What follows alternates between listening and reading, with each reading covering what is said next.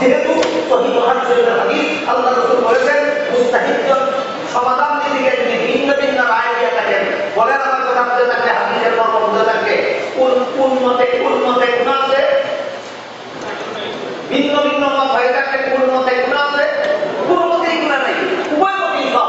সুতরাং যারা হানাফি মাযহাবের মতে নামাজ পড়ে তারাও সব পাবে, যারা শাফিঈ মাযহাবের মতে নামাজ পড়ে তারাও সব পাবে, যারা না মানে হানাফি মাযহাব না মানে শাফিঈ মাযহাব এরা সূরা ফাতিহা পড়লেও আল্লাহর কাছে জবাব দিতে হবে। কার কথায় বসো আর সারলেও আল্লাহর কাছে জবাব দিতে হবে। কার কথায় না মানে হানাফি মাযহাব না মানে শাফিঈ মাযহাব এরা সূরা ফাতিহা পড়লেও আল্লাহর কাছে জবাব দিতে হবে। কার কথায় বসো আর সারলেও আল্লাহর কাছে জবাব দিতে হবে। কার কথায় যারা না মানে হানাফি মাযহাব না মানে শাফিঈ মাযহাব এরা সূরা ফাতিহা পড়লেও আল্লাহর কাছে জবাব দিতে হবে। কার কথায় বসো আর সারলেও আল্লাহর কাছে জবাব দিতে হবে। কার কথায় যে মুফতি সাহেবের কথা বলেছেন সেই মুফতি সাহেবকে জিজ্ঞেস করবেন যে আদৌ রাসূলুল্লাহ সাল্লাল্লাহু আলাইহি ওয়াসাল্লাম কোন হাদিসের মধ্যে নামাজ হবে না মর্মে কেউ বলেছে কিনা। এক।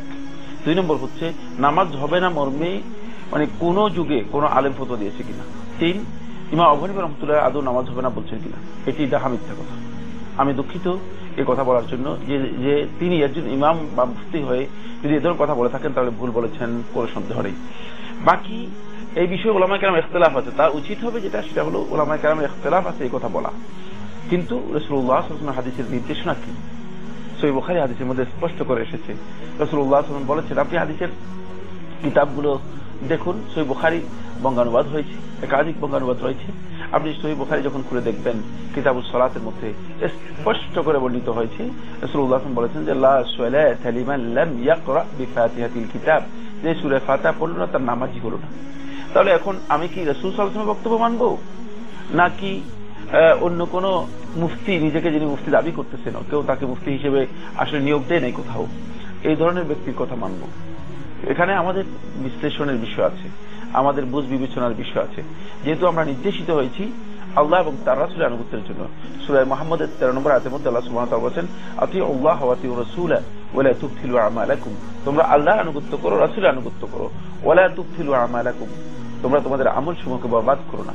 আল্লাহ এবং তার রাসূলের আনুগত্য বাদ দিয়ে যদি দুনিয়ার কোন ব্যক্তির আনুগত্য এসে যায় যেটা আল্লাহ এবং তার রাসূলের আনুগত্যের পরিপন্থী, তাহলে কিন্তু আমল বরবাদ হয়ে যাবে। এই আয়াত থেকে আমরা এটা বুঝতে পারতেছি স্পষ্ট রূপে, এবং এই বিষয়গুলো আমাদেরকে একটু বিশ্লেষণ করা দরকার আছে। আপনাকে ধন্যবাদ। আসলে আপনি যে বিষয়টি বলেছেন এটি কোনো সন্দেহ নেই, ইখতিলাফ থাকতে পারে উলামায়ে কেরামের, কিন্তু ইখতিলাফের থেকে আমাদেরকে ফিরে আসতে হবে কোরআন এবং সুন্নাহর দিকে। যেহেতু আমরা ইখতিলাফ করার জন্য নির্দেশিত হইনি, আমরা আল্লাহ এবং তার রাসূলের আনুগত্য করার জন্য নির্দেশিত হয়েছি।